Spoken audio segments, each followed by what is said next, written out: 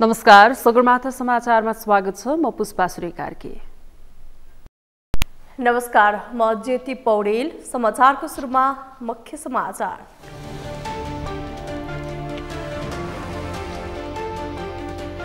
चुनाव प्रचारमा सरकारी सम्पत्तिको दुरुपयोगबारे निर्वाचन आयोगको ध्यानाकर्षण, आचार संहिता पालना गर्न आग्रह।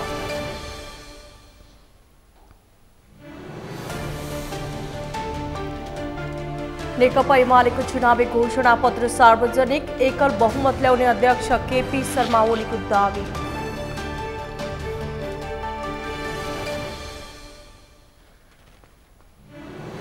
प्राकृतिक विपदबारे सचेत हुँदै विकास कार्य अघि बढाउन विज्ञको सुझाव, विकासको मोडललाई विपदजन्य जोखिमबाट मुक्त गर्न आग्रह।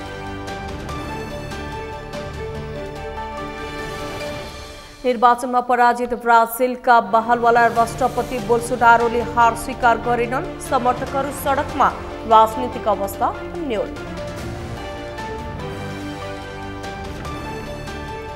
र पीएम कप पुरुष एक दिवसीय क्रिकेटमा एपीएफको दोस्रो जित, प्रदेश 1 पनि विजयी, सुदूरपश्चिम र बागमती प्रदेश पराजित।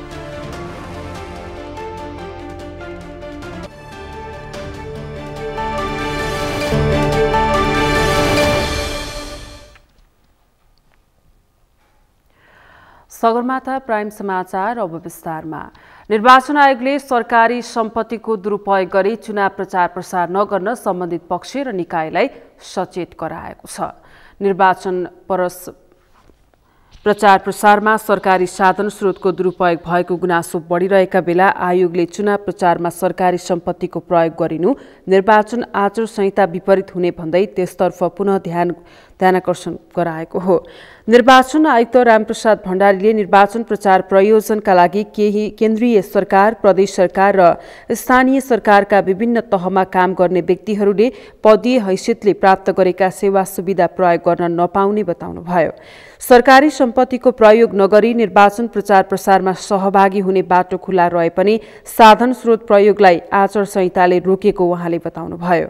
उहाँले आयोगले पदीय हैसियतमा चुनाव प्रचार प्रसार गर्दा विपक्षी उम्मेद्वारहरूको समान हैसियत नहुने भएकाले निर्वाचनमा समानता र स्वच्छता कायम गर्न सरकारी सम्पत्तिको प्रयोग गर्न आचार संहितामै रोकिएको पनि स्पष्ट पार्नुभयो। जस्तो तपाईलाई एउटा उदाहरण देऊ, क भन्ने कुनै पालिकाको मेयर कुनै एउटा कखको कुनै पार्टीको रहेछ भने उहाँले आफ्नो पालिकाभित्र आफ्नो पार्टीको तर्फबाट उम्मेदवारहरूको सन्दर्भलाई लिएर प्रचार प्रसार गर्न पाउनुहुन्न, अन्यत्र जान पाउनुहुन्छ। र त्यसरी प्रयोग गर्दाखेरि पनि पदीय हैसियतले जो सरकारमा आसीन हुनुहुन्छ, केन्द्रीय सरकार, प्रदेश सरकार र स्थानीय सरकार जो आसीन हुनुहुन्छ, उहाँहरूले पदीय हैसियतले प्राप्त गर्नुभएको जुन सेवा सुविधाहरू छन् त्यो सबै अलग राखेर व्यक्तिगत हैसियत चाहिँ सरकारी सम्पत्तिको दुरुपयोग गर्न पाइँदैन। सरकारी सम्पत्ति प्रयोग गरेर पार्टीको प्रचार प्रसार गर्न पाइँदैन। निर्वाचन आयुक्त भण्डारीले हरेक व्यक्तिले निर्वाचन आचार संहिताभित्र रहेर स्वच्छ, निष्पक्ष र स्वतन्त्र रूपमा निर्वाचन सम्पन्न गर्न सहयोग पुर्याउने विश्वास आयोगले लिएको पनि बताउनुभयो।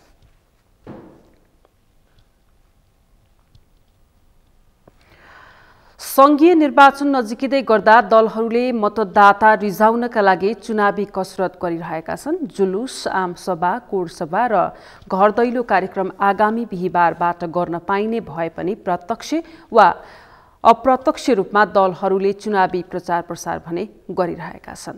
शुक्रबारबाट दलहरू प्रत्यक्ष रूपमा मतदाताको घर दैलोमा गएर भोट माग्न पाउने भए पनि निर्वाचन आचार संहिता उल्लङ्घन गरेमा उम्मेदवारी खारेज हुने आयोगको भनाइ छ। अभिषेक सुनारको रिपोर्ट। प्रतिनिधि सभा र प्रदेश सभा निर्वाचन नजिकिएसँगै राजनीतिक दलहरू चुनावी कसरतमा व्यस्त भएका छन्।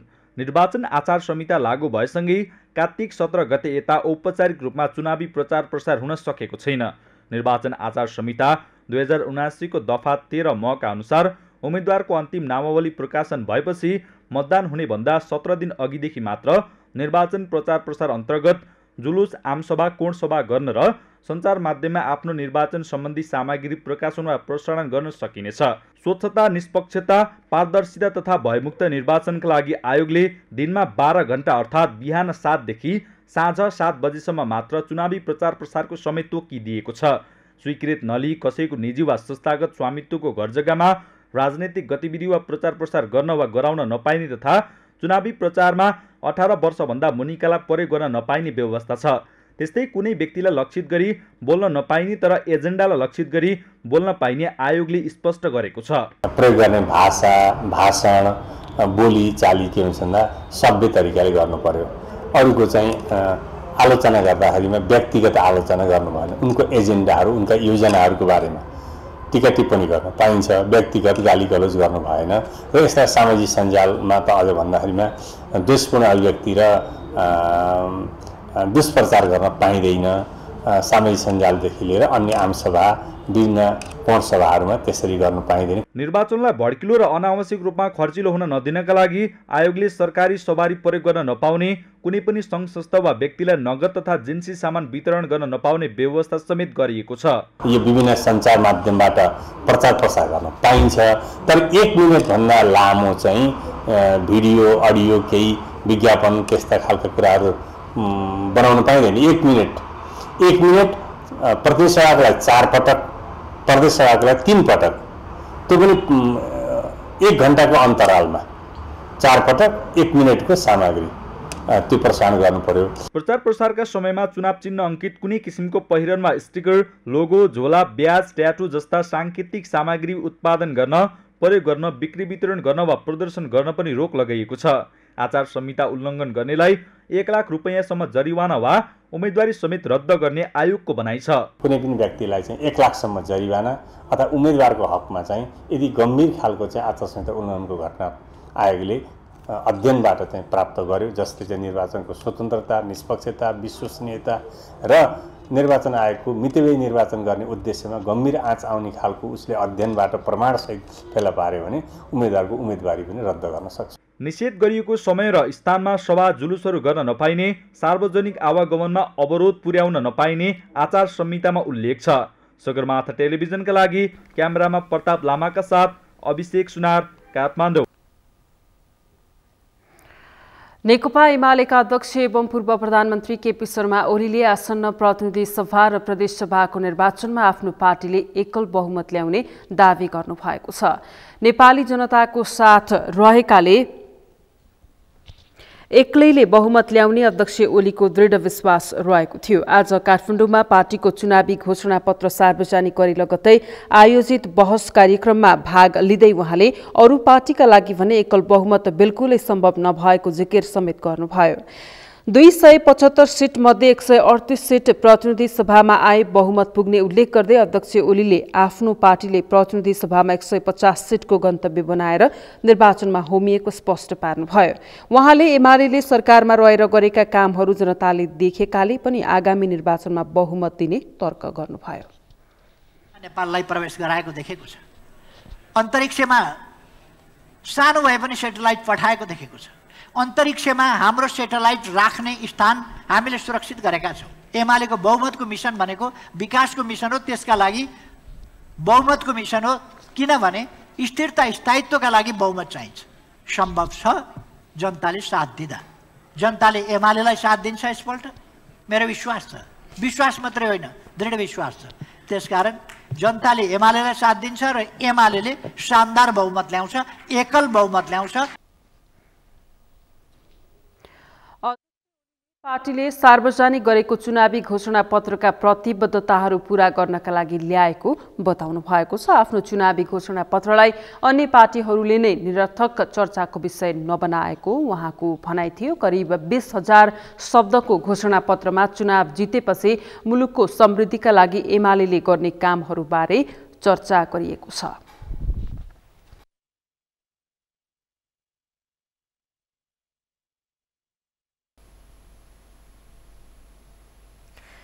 आगामी मंसिर 4 गते हुने संसदीय निर्वाचनका लागि सबैजसो दलहरूले घोषणा पत्र जारी गरेका छन्। घोषणापत्रको मर्म भनेको चुनाव जितिसकेपछि प्रतिनिधिले घोषणापत्रमा उल्लेखित कुराहरूलाई प्राथमिकतामा राखेर काम गर्छु भनेर जनताका सामु गरेको बाचा हो। तर दलहरूले जारी गरेका घोषणापत्रमा सम्भव भन्दा पनि असम्भव कुराहरूलाई समावेश गरेर जनतालाई आश्वासन मात्रै दिने गरेको जनगुनासो रहने गरेको छ। दलहरूको घोषणापत्र काम गर्ने भन्दा पनि मतदाता आकर्षित गर्नका लागि दिने आश्वासन मात्र बन्ने गरेको छ। अमृत ढकालको रिपोर्ट। राजनीतिक दलहरूले निर्वाचनका ताका घोषणापत्र सार्वजनिक गर्ने गरेका छन्, तर निर्वाचन ताका जारी गरिएका घोषणापत्र खोक्रो आश्वासन मात्र हुने गरेको राजनीतिक विश्लेषकहरूको बुझाइ छ। दलहरूले मतदाता आकर्षित गर्न विभिन्न कुरा समेट्ने गरे पनि कहिल्यै ती घोषणापत्रमा सार्वजनिक गरेका कामहरूले प्राथमिकतामा नपर्ने सर्वसाधारणको गुनासो छ। स्वच्छ निर्वाचन लोकतन्त्रको आधार, सुशासन र समृद्धिको आधार वामपन्थी सरकार भन्दै 2074 सालको संसदीय निर्वाचनमा तत्कालीन एमाले र माओवादी केन्द्रले साझा घोषणापत्र सार्वजनिक गरेका थिए।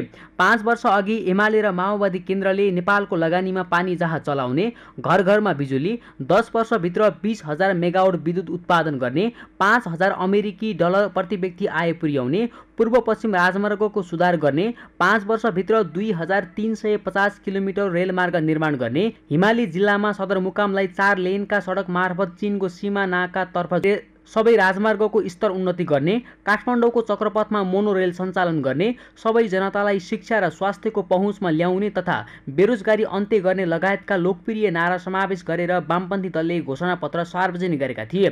तर 3 वर्षसँगै सरकारको नेतृत्व गरेका दलहरूले घोषणापत्रमा उल्लेखित कुनै पनि काम पूरा गर्न सकेनन्। बरु सत्ताका लागि अध्यक्ष ओलीले 2 पटकसम्म संसद विघटन गरे। पुष्पकमल दाहाल र माधव कुमार नेपालले पनि सत्ताकै लागि आफ्नै पार्टीको सरकार ढालेर काङ्ग्रेसको नेतृत्वमा सरकार गठन। अहिले तीनै दलले आफ्ना कमजोरी सच्याउने भन्दा पनि एकले अर्कालाई आरोप लगाउँदै आगामी निर्वाचनका लागि उही पुराना महत्त्वकांक्षी कुरालाई निरन्तरता दिँदै घोषणापत्र सार्वजनिक गरेका छन्।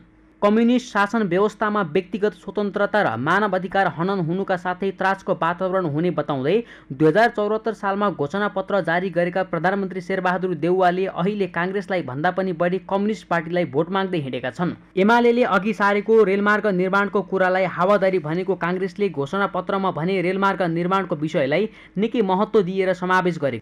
1.5 वर्ष सरकारको नेतृत्व गरेको काङ्ग्रेसले पनि अघिल्लो निर्वाचनमा बाचा गरेका कुनै कुरा पूरा गर्न नसकेको जनगुनासो छ। काङ्ग्रेसले जनता अल्मल्याउन पुरानै कुरालाई यसपालि नयाँ ढङ्गले सार्वजनिक गरेको छ।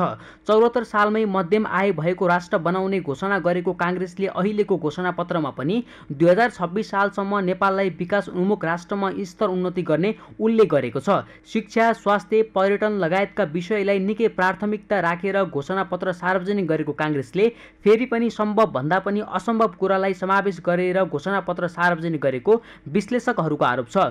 राजनीतिक दलहरूले घोषणापत्र बनाउँदा चुनाव जितेपछि के गर्न सकिन्छ भन्दा पनि जनतालाई के कुराले छिटो आकर्षण गर्छ र चुनाव कसरी जित्न सकिन्छ भन्ने भावनाका आधारमा चुनावी घोषणापत्र बनाउँदा आजभोलि जनताले दलका घोषणापत्रप्रति विश्वास गर्न छोडेका छन्। चुनावी घोषणापत्र ल्याउँछ तर उहाँले कार्यान्वयन गर्न सक्दैनन्। उहाँहरूको लागि जनताको आँखामा छाना हाल्ने मात्रै हो त्यो घोषणापत्र भनेको। जनताको लागि उहाँहरूले काम गर्छु भनेर म्यान्डेट उहाँहरूले देखाउने मात्रै हो, काम गर्ने उहाँहरूको चाहना पनि छैन। कार्यान्वयन हुन पहिला त इच्छा शक्ति हुनु पर्यो। अब घोषणापत्र लेखेर मात्रै त्यसलाई त कार्यान्वयन हुँदैन। कार्यान्वयन हुनलाई इच्छा शक्ति हुनु पर्यो र एउटा दलको स्थायी सरकार हुनु पर्यो। घोषणापत्रको मर्म भनेको चुनाव जितिसकेपछि प्रतिनिधिले घोषणापत्रमा उल्लेखित कुराहरूलाई प्राथमिकता राखेर काम गर्छु भनेर जनताका सामु गरेको बाचा हो। तर यहाँ दलहरूले गर्न सक्ने काम भन्दा पनि जनतालाई कसरी भुलभुलैयामा पार्न सकिन्छ त्यसरी नै घोषणापत्र तयार पार्ने गर्छन्। दलहरूले घोषणापत्र बनाउँदा सम्भव भन्दा पनि असम्भव कुराहरूलाई समावेश गरेर जनतालाई बारम्बार झुक्क्याएको पाइएको छ। दलहरूले पुराना घोषणापत्र पल्टाएर के गर्यौं र के गर्न बाँकी रहेछ भनेर हेर्ने भन्दा पनि आगामी निर्वाचनका लागि उही पुराना महत्त्वकांक्षी योजना अघि सारेका छन्। प्रमुख राजनीतिक पार्टीले जस्तै अन्य साना पार्टीले पनि चुनावका बेला यस्तै महत्त्वकांक्षी घोषणापत्र जारी गर्ने र चुनाव जितेपछि घोषणापत्र कुनामा थन्क्याउने गरेको जानकारहरूले बताउने गरेका छन्। राजनीतिक दलले यसअघि जारी गरेका घोषणापत्रको इतिहास राम्रो नभएकाले फेरि पनि दलहरूले जारी गरेका घोषणापत्रमाथि विश्वास गर्ने आधार नभएको जानकारहरूको बुझाइ छ। घोषणापत्रमा सम्भव भन्दा पनि असम्भव कुराको एउटा सपनाको पुलिन्दा मात्रै भइदिएको घोषणापत्र घोषणापत्रमा जे लेखियो त्यो अनुसार काम भयो त भन्ने पनि त एउटा महत्त्वपूर्ण प्रश्न हो। त्यो अनुसार काम त भएको छैन।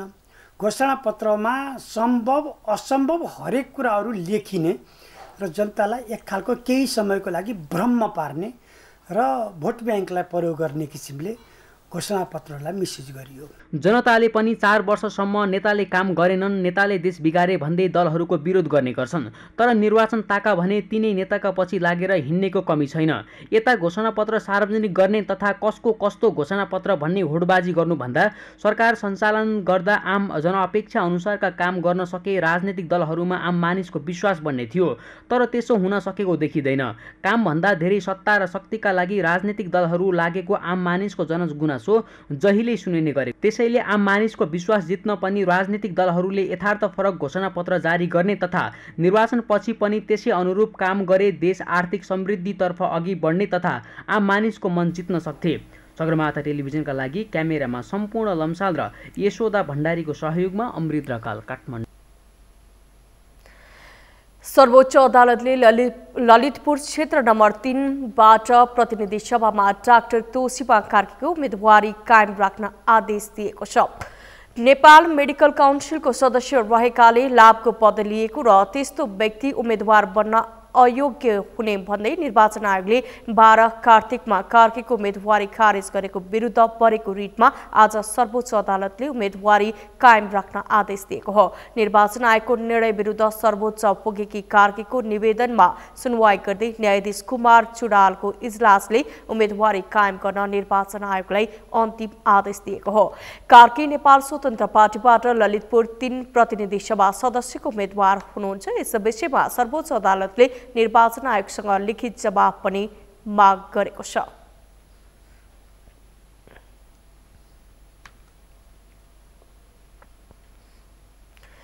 चुनावी सरगर्मी बढिरहेको अवस्थामा पश्चिम नवलपरासीका मतदाता नयाँ अनुहारको खोजीमा रहेको पाइएको छ। उनीहरूले दोहोरिएको अनुहारलाई भने खासै वास्ता गरेका छैनन्। तर पनि मङ्सिर 4 गते हुने निर्वाचनको लागि पुरानै अनुहारका उम्मेदवारहरूले आफ्नो जित सुनिश्चित रहेको विश्वास व्यक्त गर्दै चुनावी अभियानमा होमिएका छन्। पश्चिम नवलपरासीबाट राज चौधरीको रिपोर्ट। 2 निर्वाचन क्षेत्र रहेको पश्चिम नवलपरासीमा प्रतिनिधि सभातर्फ क्षेत्र नम्बर 1 मा नेपाली कांग्रेसका केन्द्रीय सदस्य विनोद चौधरी र जनता प्रगतिशील पार्टीका अध्यक्ष हृदय त्रिपाठी बीचको चुनावी प्रतिस्पर्धा रोचक बन्दै गएको छ।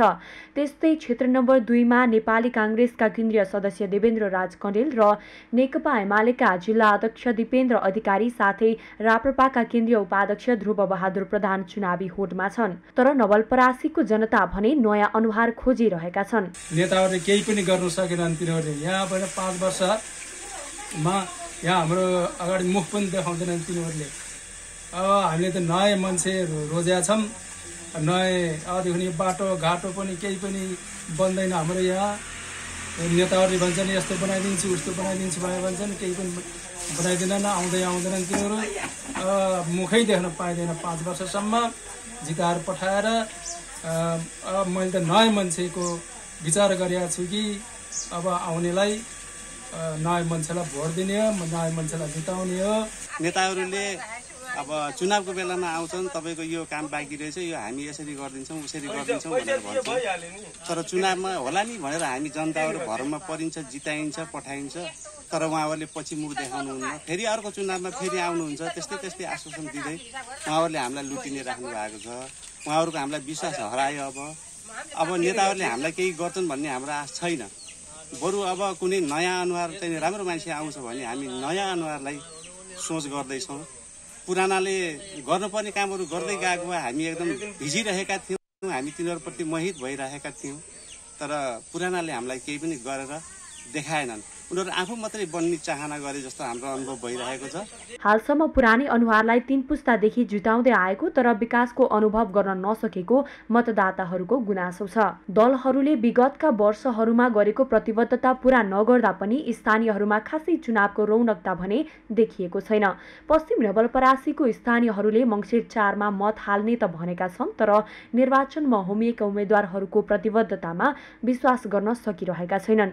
पुराना नेताको अनुहार चुनाव अघि मात्र देखिने भएकाले अब नयाँ नेतालाई मत दिने पक्षमा रहेको मतदाताको भनाइ छ। भोटिङ गर्दाखेरि मात्रै आउँछन् तर अरू बेलामा आउँदैनन्। जितेर जान्छन्, यो गरिदिन्छु त्यो गरिदिन्छु, तर अहिलेसम्म केही देखिएन। हामी 30 वर्षसम्म भइसक्यो भोटिङ गर्दा गर्दै 30-35 वर्षै नै भयो होला, तर अहिलेसम्म केही परिवर्तन भएको छैन, यहाँ न केही विकास भएको छ।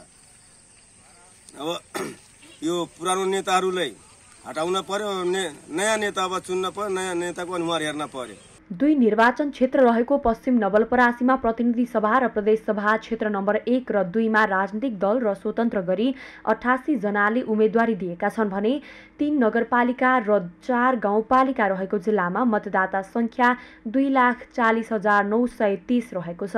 पटक पटक चुनाव जितेर पनि जनताका समस्या ज्यूका त्यौं हुनाले पुराना अनुहारलाई जनताले विश्वास गरेको अवस्था छैन। भोट माग्न आउँदा सबै समस्या समाधान गर्ने भन्ने, तर चुनाव पछि बेपत्ता हुने प्रवृत्तिकै कारण पुराना र चुनाव जितिरहेको नेताहरूका यसपटक कठिन चुनौतीको सामना गर्नुपर्ने संकेत देखिएको छ। सगरमाथा टेलिभिजनका लागि पश्चिम नवलपरासीबाट राज चौधरीको रिपोर्ट। प्राइभेट समाचारमा एकैछिन विश्रामपछि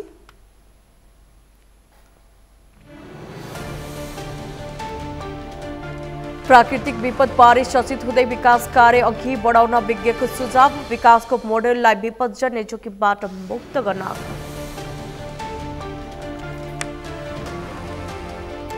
निर्वाचनमा पराजित ब्राजिलका बहालवाला राष्ट्रपति बोल्सोनारोले हार स्वीकार गरेनन्। समर्थकहरू सडकमा, राजनीतिक अवस्था अन्यल।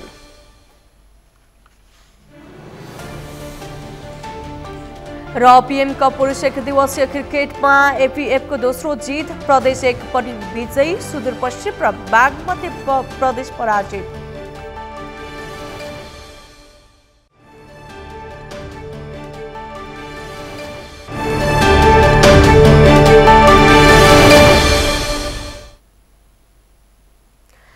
विश्रामपछि पुनः स्वागत छ। अब बाँकी समाचार। नेत्र विक्रम चन्द नेतृत्वको नेपाल कम्युनिस्ट पार्टीले आगामी मङ्सिर 4 गते हुने प्रतिनिधि सभा र प्रदेश सभा निर्वाचनको विरुद्धमा भण्डाफोर अभियान सञ्चालन गर्ने भएको छ। आज काठमाडौँमा पत्रकार सम्मेलनको आयोजना गर्दै नेपाल कम्युनिस्ट पार्टीले मङ्सिर 4 गते हुने प्रतिनिधि सभा र प्रदेश सभा निर्वाचनको विरुद्धमा लाग्ने जानकारी दिएको हो। एक रिपोर्ट। नेत्र विक्रम चन्द नेतृत्वको नेपाल कम्युनिस्ट पार्टीले आसन्न निर्वाचनको विरोध गर्ने स्पष्ट गरेको छ। कार्तिक 4 गते बसेको पार्टीको केन्द्रीय समितिको दोस्रो पूर्ण बैठकले निर्वाचनलाई सशक्त प्रकारले खारेज गर्ने निर्णय गरेको हो। मंगलबार पत्रकार सम्मेलनमा पार्टीका स्थायी कमिटी सदस्य सन्तोष बुढामगरले निर्वाचन विरुद्धमा भण्डाफोर, पर्चा वितरण, जुलुस र सभा आयोजना गरेर निर्वाचनमा भाग नलिन जनताहरूलाई अपील गर्ने जानकारी गराए। दलाल पुँजीवादी तथा सरकारद्वारा आयोजित मङ्सिर 4 गतेको संघ प्रदेश सभा सदस्यको निर्वाचनलाई सशक्त प्रकारले खारेज गर्ने निर्णय गर्यो। खारेज अभियान प्रभावकारी बनाउन देशव्यापी रूपले चुनावको भण्डाफोर, वालिङ, पर्चा वितरण, जुलुस सभाहरूको व्यापक रूपले आयोजना गर्ने साथै जनतालाई लुतेराहरूको चुनावमा भाग नलिन अपिल गर्ने निर्णय लिएको छ। प्रचारात्मक कार्यक्रममा राज्यले दमन गरेमा उचित प्रतिरोध गर्ने पनि निर्णय गरिएको छ। चुनाव खारेज अभियानलाई सहयोग पुग्ने गरी केन्द्रीय सामना परिवारबाट सांस्कृतिक अभियान सञ्चालन गर्ने निर्णय पनि नेपाल कम्युनिस्ट पार्टीले गरेको छ। बैठकले 29 सदस्यीय पोलिट ब्युरो र 6 सदस्यीय स्थायी समितिको निर्वाचन गरेको छ भने केन्द्रीय समितिको प्रवक्तामा खड्गबहादुर विश्वकर्मालाई नियुक्ति गरेको छ। त्यस्तै 9औं महाधिवेशनसँग सम्बन्धित आर्थिक हिसाब किताबलाई कार्तिक मसान्तसम्म केन्द्रित गरेर बन्द गर्ने निर्णय भएका छन्। कार्यक्रममा नेपाल कम्युनिस्ट पार्टीका प्रवक्ता खड्गबहादुर विश्वकर्माले निर्वाचनलाई नौटङ्कीको संज्ञा दिए। उनले 5 वर्ष भ्रष्टाचार र राष्ट्रघात गरेर सर्वाङ्ग बनाएकाहरूलाई सुनपानी छर्नका लागि निर्वाचन हुन लागेको टिप्पणी गरे। यो चुनाव नौटङ्की हो। 5 वर्ष भ्रष्टाचार र कमिसन, राष्ट्रघात र जनघात गरेर सर्वाङ्ग भएका तत्त्वहरूलाई फेरि चाहिँ सुनपानी छर्ने हो। केही नयाँ ल्याएर केही पुरानोलाई सुनपानी छर्ने। अब तिनीहरू जितेर आयो भनेपछि के गर्छन् भन्दा अहिलेको भन्दा डरलाग्दो जनविरोधी हरकत गर्छन्, राष्ट्रविरोधी हरकत गर्छन्। त्यसो भएको हुनाले यो चुनावलाई आगामी दिनमा नेपाल कम्युनिस्ट पार्टीले सशक्त रूपमा खारेज गरेर जाने हामीले चाहिँ तपाईँको नीति अगाडि सारेका छौँ। त्यसो हुँदा तपाईँहरूले हेर्नुहोला, अब सजिलै काठमाडौँमा बस्ने राष्ट्रघात गर्ने, जनघात गर्ने, है मानव बेचबिखन गर्ने, अपराध गर्ने, भ्रष्टाचार र कमिसनको खेल गर्ने, होइन। अनि त्यसपछि गएर अहिले जनताको बिचमा हामी चाहिँ सबभन्दा चाहिँ लोकतन्त्रवादी नेता हौँ भनेर जाने तत्त्वहरूलाई एकपल्ट गाउँ गाउँबाट खेल्ने कार्यनीति भनेको अहिले महाधिवेशनले अगाडि सारेको। प्रवक्ता विश्वकर्माले दलहरूले घोषणापत्रमा नेताहरूको सम्पत्तिको छानबिन गर्ने उल्लेख गरेको सन्दर्भमा दूधको साक्षी बिरालो भएको टिप्पणी गरे। सबैभन्दा बढी भ्रष्टले सम्पत्ति छानबिनको आश्वासन जनतालाई दिनु भनेको मूर्ख बनाउनु भएको उनको भनाइ छ। उनले के भन्दै थिए भन्नुहुन्छ भने यो देशमा जति जति पोलिटिसियनहरूले, जति जति चाहिँ तपाईँको बिजनेसम्यानहरूले पैसा जम्मा पारेका छन् अथवा तिनी चाहिँ धनी भएका छन्, तिनको स्वामित्वमा पैसा छ, त्यो सबै छानबिन गर्ने भन्दै थिए हिजो केही पार्टीका चाहिँ तपाईँको घोषणापत्र सार्वजनिक हुने बेला। मैले के भन्छु भन्नुहुन्छ भने यो त दुधको साँची बिरालो भयो, जो सबभन्दा बढी भ्रष्ट र सबभन्दा बढी यो देशको सम्पत्ति कुम्ल्याएर पठाएका छन्, उनी मान्छेले सम्पत्ति केही छैन, उत्पादन छैन। उनले पार्टीका केन्द्रदेखि गाउँ कमिटीसम्मका नेताले हरेक 2 महिनामा एकपटक भौतिक श्रम गर्ने र उक्त श्रमबाट प्राप्त रकम केन्द्रमा पठाउनु पर्ने पार्टीको नीति रहेको उल्लेख गरे। त्यस्तै शहीद तथा बेपत्ता परिवारका सेवाका लागि 5 लाखको केन्द्रीय कोष खडा गरिने पनि प्रवक्ता विश्वकर्माले बताए। आगामी मङ्सिर 4 गते हुने निर्वाचनमा प्रयोग गर्न भारतले नेपाललाई 200 सवारी साधन उपहार स्वरूप प्रदान गरेको छ। आज अर्थ मन्त्रालयमा नेपाल सरकारलाई भारत सरकारले उपहार स्वरूप 200 सवारी साधन प्रदान गरेको हो। एक कार्यक्रमका बीच अर्थमन्त्री जनार्दन शर्माले नेपालका लागि भारतीय राजदूत नवीन श्रीवास्तवबाट उपहार स्वरूप सवारी साधन ग्रहण गर्नुभयो। सवारी हस्तान्तरण भारतीय राजदूत श्रीवास्तवले निर्वाचनमा प्रयोग गर्ने गरी भारत सरकारले नेपाल सरकारलाई सहयोग स्वरूप 200 वटा सवारी साधन दिएको बताउनुभयो। उहाँले 200 सवारी साधन मध्ये 120 वटा सुरक्षा निकायले र बाँकी 80 वटा निर्वाचन आयोगको प्रयोग दिएको बताउनुभयो। उहाँले भारत सरकारले नेपालमा हुने हरेक निर्वाचनमा सवारी साधन सहयोग गर्दै आएको भन्दै अहिलेसम्म 2400 भन्दा बढी सवारी साधन सहयोग गरेको बताउनुभयो। राजदूत श्रीवास्तवले नेपाल प्रहरी र सशस्त्र प्रहरी बललाई झण्डै 2000 वटा र नेपाली सेना र निर्वाचन आयोगलाई 400 वटा गरी हालसम्म भारतले नेपाललाई निर्वाचनको समयमा 2400 भन्दा बढी सवारी साधन उपहार दिएको बताउनुभयो। ये जो हमारी भारत और नेपाल की जो सौहार्दपूर्ण और मैत्रीपूर्ण रिश्ते हैं, आज का व्हीकल हैंडओवर सेरेमनी भी उसी का एक अंग है, उसी को रिफ्लेक्ट करता है। तो अंत में मैं अपनी शुभकामनाएं देना चाहूँगा गवर्नमेंट ऑफ इंडिया और भारत के लोगों की तरफ से government of people of Nepal के लिए। कार्यक्रममा अर्थमन्त्री शर्माले निर्वाचनका लागि सवारी साधन सहयोग गरेकोमा भारत सरकारलाई धन्यवाद दिनुभयो।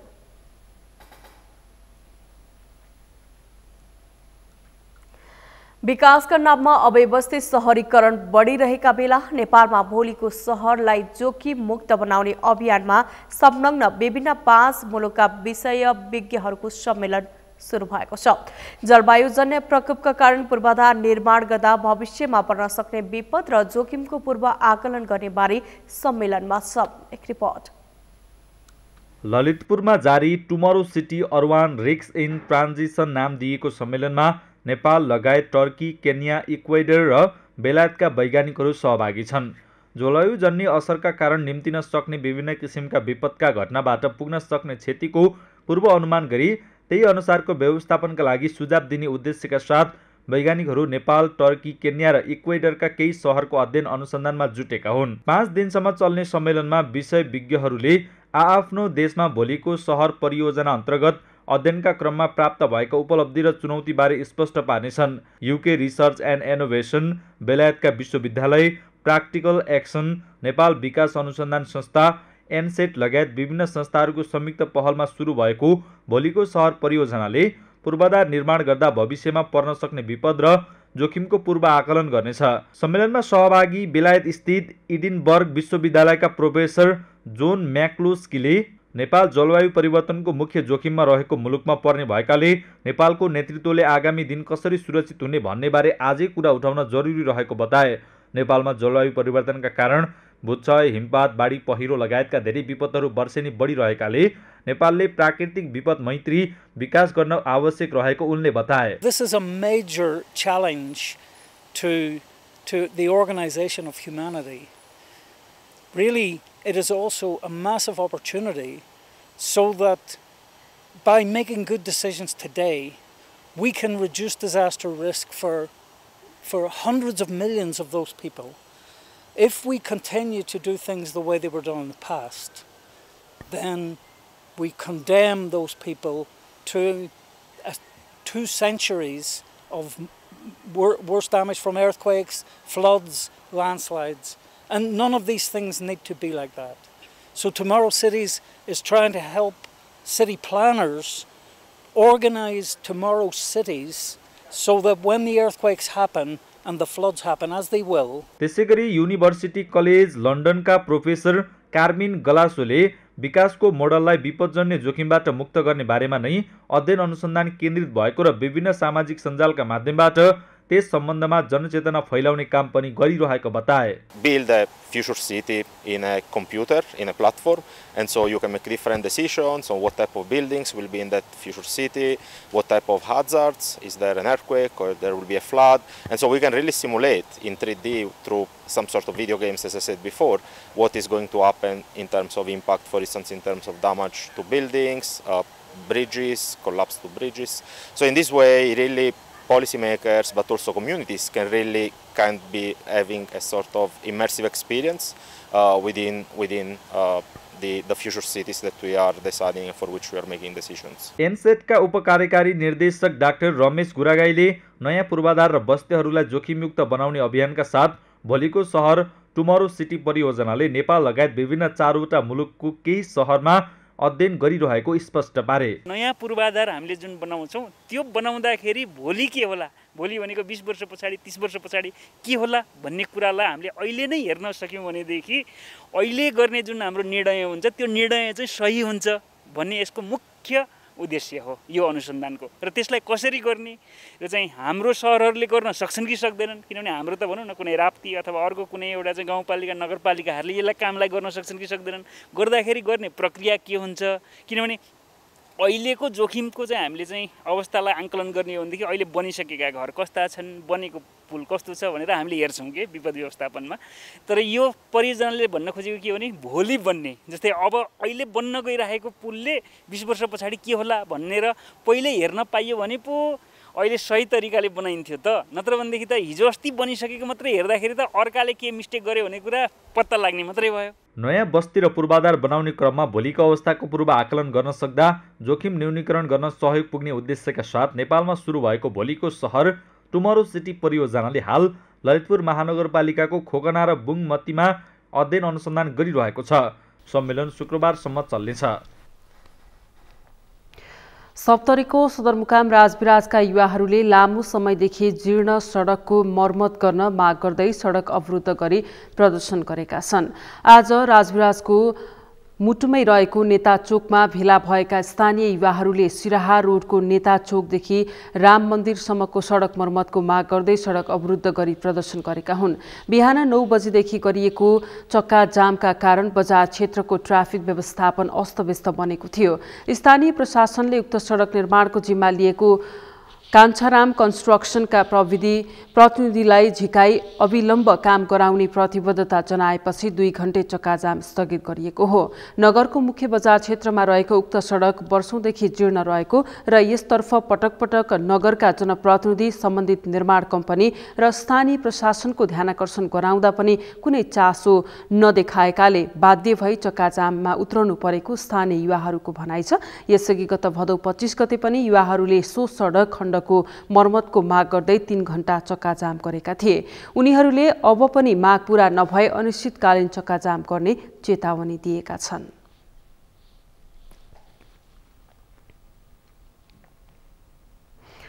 नेपालमा बेरोजगारीको समस्या प्रत्येक वर्ष बढ्दै गएको छ। प्रधानमन्त्री रोजगार कार्यक्रम पीएमई अन्तर्गत चालू आर्थिक वर्षमा दर्ता भएका बेरोजगार युवाको संख्या मात्रै 8,41,618 पुगेको छ। नेपालमा वर्षेनी लाखौं युवा शक्ति रोजगारीको खोजीमा श्रम बजारमा छिर्छन्, तर पर्याप्त रोजगारीको अवसर नपाउँदा विदेशिने पर्ने बाध्यता छ। यशोदा भण्डारीको रिपोर्ट। बेरोजगारलाई रोजगारी प्रदान गर्ने लक्ष्यका साथ 2076 सालबाट सुरु गरिएको प्रधानमन्त्री रोजगार कार्यक्रममा संलग्न भई अहिलेसम्म 4,42,600 जनाले 2.5 अर्ब भन्दा बढी भुक्तानी लिइसकेका छन्। चालू आर्थिक वर्षको अहिलेसम्म 480 जनाले रोजगारी कार्यक्रममा संलग्न भई भुक्तानी लिएको छ। यस वर्ष राज्यले 2 लाख जनालाई रोजगारी कार्यक्रममा संलग्न गर्ने लक्ष्यसँगै 7 अर्ब 5 करोड बजेट विनियोजन गरेको छ। तर सरकारले प्रधानमन्त्री रोजगार कार्यक्रम सञ्चालन गरे पनि प्रत्येक वर्ष लाखौं युवा वैदेशिक रोजगारका लागि गइरहेका छन्। चालू आर्थिक वर्षको 2 महिनामा मात्रै करिब 2 लाखले श्रम स्वीकृति लिएर विदेशिएका छन्। हामी युवाहरूलाई चाहिँ नि एउटा स्थिर सरकार आउनु पर्यो हैन। अहिले जस्तो चुनाव आइरहेछ मङ्सिर 4 गते, अब संसद चुनाव आएको छ। यो चुनावमा चाहिँ यिनीहरूले एउटा पासा फाल्ने मात्रै काम गरेका छन्। विदेश पलायन भएको छन्। आजको अवस्थामा चाहिँ नि वर्षमा चाहिँ हजारौं युवाहरू चाहिँ भएको छन्। तिनीहरूलाई रोक्नको लागि हाम्रो जुन पञ्चायती कालमा चाहिँ जुन दर्जनौं चाहिँ कल कारखानाहरू यिनीहरूले बेचे, त्यो कल कारखानालाई हामीले सुचारू गर्नु पर्यो। अहिले जुट मिलमा पनि त्यही भएको छ। त्यहाँको जग्गाहरू चाहिँ बिघा चाहिँ 75 बिघा चाहिँ तपाईको जग्गा चाहिँ उ गरेर व्यक्तिको नाममा गरेको छ। त्यस्ता उद्योगहरूलाई फेरि पुनर्स्थापना गराएर हामीले युवाहरूलाई चाहिँ नि विदेश जानबाट रोक्नुपर्छ। यस्तो अवस्थामा सबै दलले चुनावी घोषणा पत्रमा लाखौं युवालाई रोजगार दिने आश्वासन बाँडिएको छ। देशमा रोजगारीका अवसर, विदेशिएका युवालाई देशमै रोजगार, प्रत्येक घरमा एक रोजगार जस्ता आकर्षक नारा अहिलेसम्म कागजी दस्तावेजमै सीमित छ। देशमा भएका उद्योग कल कारखाना नष्ट गरेर देशमै पुनः रोजगारी सिर्जना गर्ने सधैँको झुटो आश्वासन मत बटुल्ने रणनीति नै भइसकेको छ। कल कारखाना बन्द गर्छ, बाँसबारी छाला जुत्ता कारखाना बन्द गर्छ, ट्रली बस बन्द गर्छ, भ्रिकुटी कागज कारखाना बन्द गर्छ, चिनी कारखाना बन्द गर्छ, यहाँसम्म कि कृषि औजार कारखाना समेत यिनीहरूले बन्द गरे, जो चाहिँ नेपाल एउटा कृषि प्रधान देशको लागि नहुने पूर्वाधार थियो। अब म यसमा के भन्न सक्छु? हामी देखिराखेका छौँ। भाइको उमेरकोलाई त थाहा पनि छैन होला कि यहाँ ट्रली चल्थ्यो। त्यो ट्रलीलाई विस्तार गरेर त मेट्रो पो बनाउनु पर्थ्यो त। उनीहरूले ट्रलीलाई नै बन्द गरिदिए। त्यति बेला उद्योग कल कारखाना बन्द गर्दाखेरि के यिनीहरूले नारा दिएका थिए भने यो प्रतिगामी यथास्थितिवादीले खोलेको चाहिँ कल कारखाना भएको हुनाले यसलाई जरैबाट फालिदिनुपर्छ। त्यो कल कारखाना बन्द गरिसकेपछि यहाँ काम गर्ने मजदुरहरू कहाँ जान्छन् भन्ने कुरा यिनीहरूको दिमागमै रहेन। सरकारले युवाहरूलाई स्वरोजगार बनाउने उद्देश्यले 2065 सालमा युवा तथा साना व्यवसायी रोजगार कोष स्थापना गर्यो। तर यो कोषले पनि सोचे अनुरूपको काम गर्न सकेको छैन। कोषले 2078 साल चैतसम्म 13 वर्षमा 84,000 बेरोजगारलाई उद्यमी व्यवसायी बनाएको तथ्याङ्क छ। बेरोजगार युवा शक्तिलाई कसरी परिचालन गर्ने यसबारे कुनै नीतिगत निर्णय नभएको कोषको आरोप छ। यो गलत खालका घोषणाहरू, जो पुरा हुन नसक्ने खालका घोषणाहरू गरेर चाहिँ अब काँक्रो चाहिँ अरूको खान्छ, बिहा चाहिँ हाम्रोतिर नेताहरूमा टाँसिन्छ हैन। यस्तो खालको समस्या छ। बेरोजगार युवाहरूलाई 25 लाखसम्म चाहिँ सहुलियतपूर्ण कर्जा दिने भनेर सरकारले घोषणा गर्दै तपाईँलाई थाहा छ नि। अनि त्यसपछि त्यो 25 लाख कर्जा चाहिँ कसले दिन्छ त? त्यसको लागि सरकारले पैसा छुट्याएको छ कि छैन त? तपाईँ अहिले बेरोजगार हुनुहुन्छ, तपाईँसँग सर्टिफिकेट छ भनेपछि त्यो सर्टिफिकेट कहाँ लगेर बुझाउने सरकारले व्यवस्था गर्नु पर्दैन? त्यसको कानुनी संरचनाको व्यवस्था गर्नु पर्दैन हैन? अनि त्यहाँ पैसाको व्यवस्थापन गर्नु पर्दैन? अनि घोषणा गर्दै आएको छ। श्रम शक्ति तपाईँ कति पलायन भएको छ हैन? र देशभित्रै रहेको युवा जनशक्ति जति छ त्यो कति काममा क्रियाशील छ हैन? त्यसलाई आधार मानेर तपाईँको चाहिँ राज्यले या राजनीतिक दलहरूले हैन यो उद्यमशीलता र रोजगारीको पक्षलाई प्रमुखताका साथ उठाउनु पर्छ कि पर्दैन? अनि नारामा चाहिँ उठाइदिने, बजेट भाषण भनेर ल्याइदिने हैन? अनि त्यसको कार्यान्वयन पक्ष, त्यसको कानुनी संरचना के हो, सांगठनिक संरचना के हो, आर्थिक व्यवस्थापनको कुरा के हो भन्ने कुरा चाहिँ याद नगर्ने। राज्यले बेरोजगारीको समस्या समाधान गर्न देशमै उद्यम कल कारखाना सञ्चालन गरेर रोजगारीको अवसर प्रदान गर्न आवश्यक छ। सधैँ रिमिट्यान्समै भर परेर राज्य कहिलेसम्म परनिर्भरतामै सञ्चालन होला? सगरमाथा टेलिभिजनका लागि क्यामेरामा केशव तिमिल सिन्हाका साथमा यशोदा भण्डारी, काठमाडौँ। हरेक वर्ष नेपालमा बेरोजगारीको समस्या वृद्धि हुँदै गइरहेको छ। चालु आर्थिक वर्षमा दर्ता भएका बेरोजगार युवाको संख्या मात्रै 8 लाख भन्दा बढी पुगेको प्रधानमन्त्री रोजगार कार्यक्रमले जनाएको छ। यो वर्षको पछिल्लो 3 महिनामा मात्रै 2 लाख भन्दा बढी नेपाली नागरिकहरूले वैदेशिक रोजगारीका लागि श्रम स्वीकृति लिएका छन्। नेपालमा रोजगारीको अवसर नहुँदा लाखौं युवाहरूको विदेशिने क्रम बढ्दो छ। यसै सन्दर्भमा आज हामीले सगरमाथा जनबोलीमा सर्वसाधारणलाई सोधेका थियौं, बेरोजगारीको समस्या कम गर्न के गर्नु पर्ला? हेरौं उनीहरूको भनाई उनीहरूकै शैलीमा।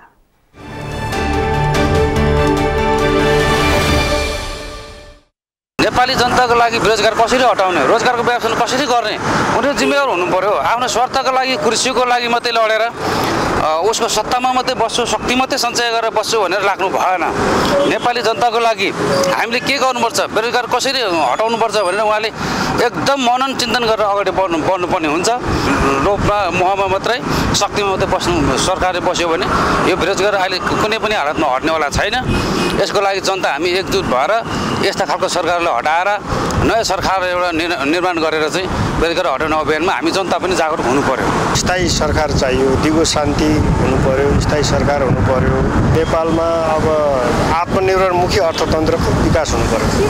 त्यसो गरेर उद्योग धन्दा कल कारखाना खोल्यो, कृषि आधुनिकीकरण कृषि कार्यक्रम ल्याउन सक्यो र सबैलाई स्वदेशमै रोजगारीको व्यवस्था गर्न सक्यो भने बेरोजगारी अन्त्य भइहाल्छ। हाम्रो नेपाल सरकारले हाम्रो रोजगारको लागि यहीँ केही गर्दै हुन्थ्यो। सरकारले चाहिँ अब के कस्तो गर्नुपर्छ आफ्नो देशमा होइन, सरसुविधा जस्तो आफ्नो देशमा जे उत्पादन हुन्छ त्यो चाहिँ बाहिरबाट किन्नु परेन होइन, त्यो चाहिँ अलिक ट्याक्स त्यसमा बाहिरबाट किन्ने त्यही सामान सस्तो भयो भने त्यो सामानमा ट्याक्स लगाउनु पर्यो। आफ्नो देशको मात्र उत्पादन गर्नुपर्ने हो, जोड दिनुपर्ने हो, जनतालाई पठाउनु पर्ने त्यो कुरो हो। त्यो धन्दाहरू खोल्नु पर्यो नेपालमै, विदेश जानेहरूलाई रोकेर अनि स्वदेशमै रोजगारी दिन सक्नु पर्यो। विभिन्न कल कारखानाहरू, घरेलु उद्योगहरू खोल्नु पर्यो। नेपालमै फ्याक्ट्रीहरू, उद्योगहरू, कल कारखानाहरू खोल्नु पर्यो र काम गर्ने मान्छेको नेतृत्वमा चाहिँ सरकार बन्नु पर्यो।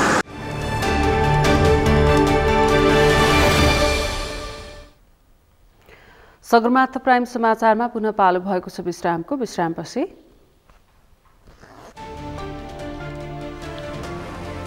निर्वाचनमा पराजित ब्राजिलका बहालवाला राष्ट्रपति बोल्सोनारोले हार स्वीकार गरेनन्। समर्थकहरू सडकमा, राजनीतिक अवस्था अन्यल।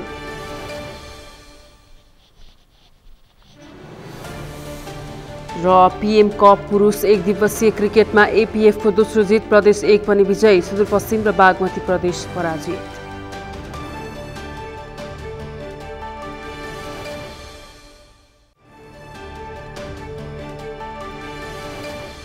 सिमेन्ट। अब अर्थ समाचार।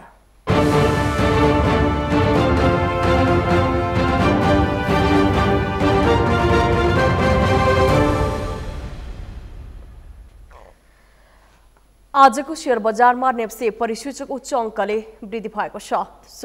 सोमबार 16 अङ्कले बढेको नेप्से परिसूचक आज 56.11 अङ्कले वृद्धि भएर 1930.99 बिन्दुमा पुगेको छ।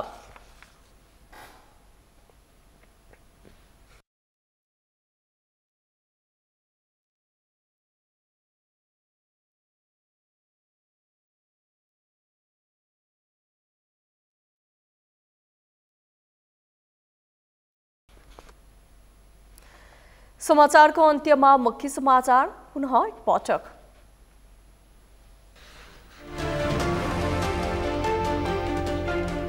चुनाव प्रचारमा सरकारी सम्पत्तिको दुरुपयोगबारे निर्वाचन आयोगको ध्यानाकर्षण, आचार संहिता पालना गर्न आग्रह।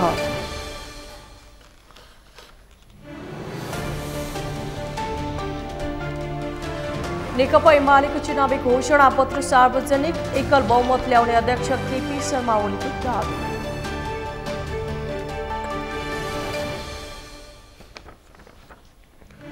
प्राकृतिक विपदबारे सचेत हुँदै विकास कार्य अघि बढाउन विज्ञको सुझाव, विकासको मोडललाई विपदजन्य जोखिमबाट मुक्त गर्न आग्रह।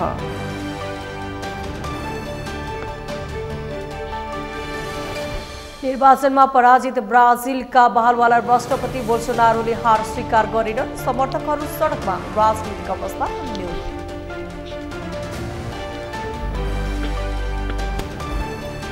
र पीएम कप पुरुष 1 दिवसीय क्रिकेटमा एपीएफको दोस्रो जित, प्रदेश 1 पनि विजयी, सुदूरपश्चिम र बागमती प्रदेश पराजित।